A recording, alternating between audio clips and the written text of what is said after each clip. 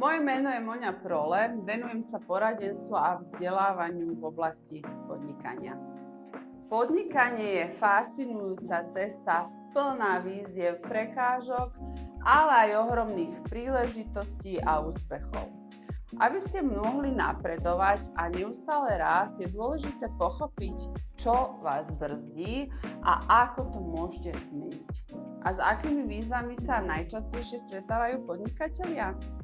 Väčšina podnikateľov čelí širokej škále problémov, ktoré môžu brániť rozvoju ich biznisu. Jedným z najčastejších problémov je stagnácia. Po rýchlom a dynamickom štarte sa veľmi často podnikanie zastaví a prestane napredovať. Ak sa tento stav predĺží, aj váš podnik sa môže ocitnúť v pozícii, kedy už nejde o rast, ale o prežívanie. Poznáte tento pocit? Ak ste sa aj vy ocitli v tejto situácii, nezúfajte, nie ste jediní. Podľa štatistík na Slovensku 15,3% podnikateľských subjektov ukončí svoje podnikanie už v prvom roku. V štvrtom roku podnikanie ukončí svoje aktivity celkom 51,2% týchto subjektov, čo vlastne znamená, že 5. výročie podnikania oslávi len 48,2% podnikov. Z týchto štatistík logicky vyplýva, že ak sa dopustíte nejakej chyby, podobný osud môže postihnúť aj váš podnik. A prečo sa to stáva?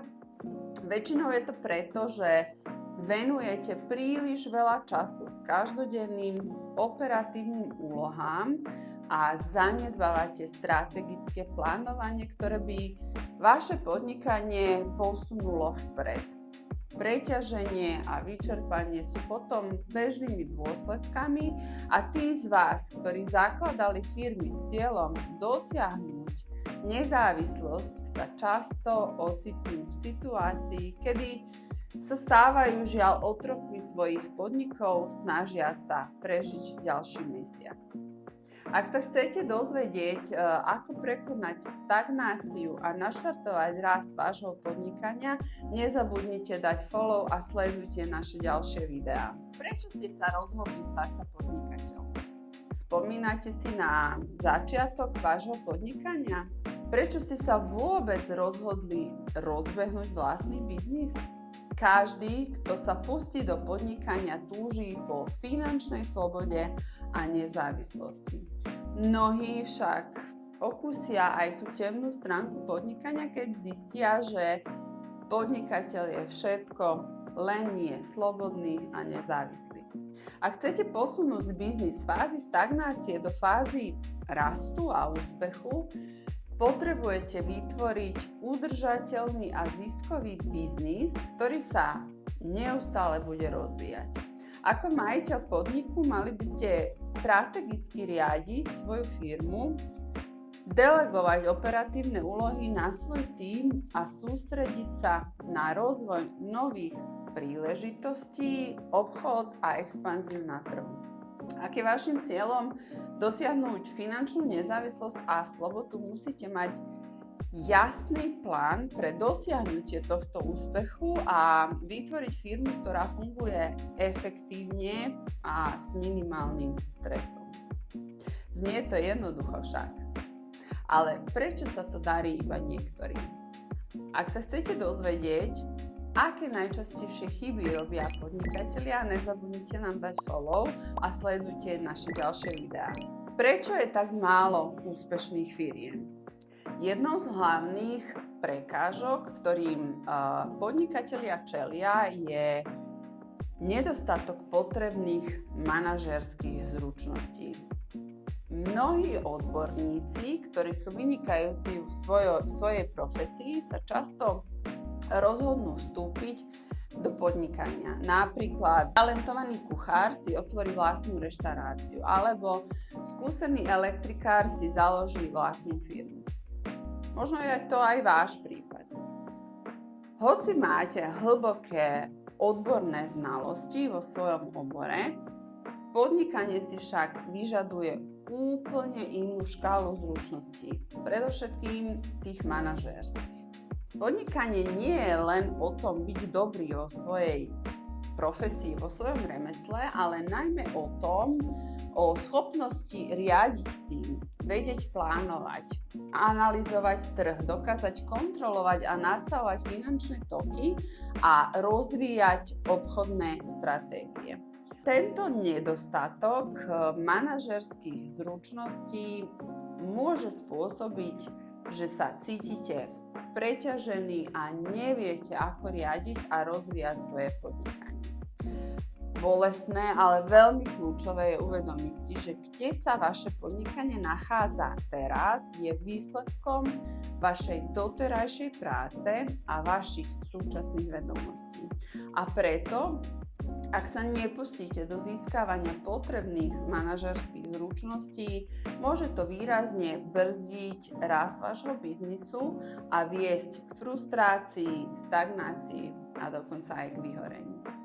Ak sa chcete dozvedieť, ako prekonať stagnáciu a začať napredovať, nezabudnite dať follow a sledujte naše ďalšie videá. Ako začať napredovať? Dosiahnutie úspechu v podnikaní si vyžaduje jasný a systematický prístup, ktorý zahŕňa niekoľko kľúčových krokov. Prvým krokom je vytvorenie strategického plánu. Tento plán by mal zahŕňať definovanie jasných a konkrétnych cieľov, ktoré chcete dosiahnuť a zároveň pochopenie trhu, na ktorom pôsobíte. Je dôležité, aby ste identifikovali samozrejme svojich cieľových zákazníkov a konkurenčnú výhodu, ktorá vám práve pomôže odlíšiť sa od ostatných. Ďalším krokom je finančné plánovanie, ktoré je kľúčové a veľmi rozhodujúce pre udržateľnosť a rast vášho podnikania.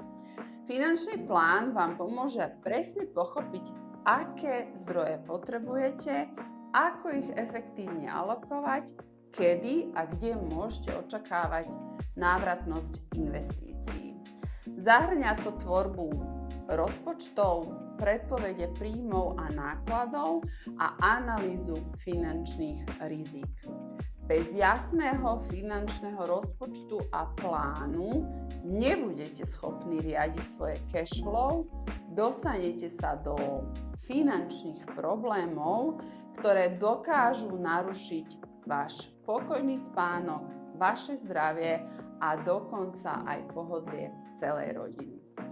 Úspech tiež zahŕňa proaktívny prístup k hľadaniu nových príležitostí. To znamená neustále monitorovanie trhu, identifikovanie trendov a prispôsobovanie sa zmenám. Dôležitou súčasťou je aj efektívne riadenie času. Nepustili ste sa predsa do podnikania s cieľom byť otrokom vlastnej firmy, ale mať slobodu. Tu je dôležité, aby ste vo firme vytvorili systém a s jasne delegovanými úlohami a kompetenciami zamestnancov, čo zase vám ako majiteľom umožní zamerať sa na strategické aktivity, ktoré posunú to vaše podnikanie vpred. Ak tieto kroky správne zrealizujete, môžete očakávať zvýšenie efektivity, rast príjmov a zlepšenie celkového fungovania vášho podnikania. Strategické plánovanie spolu s dôkladným finančným plánovaním vám umožní riadiť podnikanie s istotou a budete pripravení na budúce výzvy. Ak ste si mysleli, že podnikanie je jednoduché, musím vás sklamať. Podnikanie je náročná, ale zase naplňujúca cesta. Dosiahnutie úspechu v podnikaní nie je jednoduché, ale s odhodlaním, správnym prístupom a neustálym vzdelávaním sa môžete prekonať každú výzvu, ktorá vám stojí v ceste.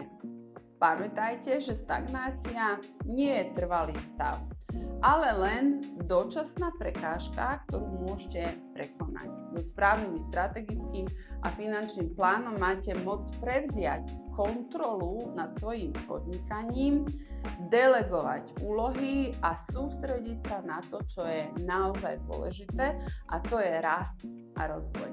Ak to urobíte správne, môžete očakávať výrazné zlepšenie nie len tej pracovnej oblasti. Vyššie príjmy a efektívne riadenie nákladov vám zase umožnia dosiahnuť vyššie zisky, rozšíriť svoje pôsobenie a tak získať finančnú nezávislosť. A pocit, že máte podnikanie pod kontrolou a vidíte jeho rast, vás zase naplní hrdosťou a spokojnosťou. Budete mať väčšiu istotu v rozhodnutiach, ktoré robíte, a získate väčšiu dôveru vo svoje schopnosti. Efektívne riadenie a delegovanie úloh vám umožnia venovať sa strategickým činnostiam, ktoré majú reálny dopad na rast vášho biznisu. A získate tak viac voľného času, ktorý môžete zase venovať sebe, svojej rodine alebo aj ďalším projektom, o ktorých ste vždy snívali, ale nikdy ste na ne nemali čas. Pre viac tipov a rád, ako byť úspešný v podnikaní, nezabudnite dať follow a potvrďte sledovanie nášho kanála. Ak chcete prekonať stagnáciu a dosiahnuť úspech v svojom podnikaní, tak urobte prvý krok. Napíšte mi a ja vám ukážem cestu, ako rozbehnúť rast aj vášho biznisu.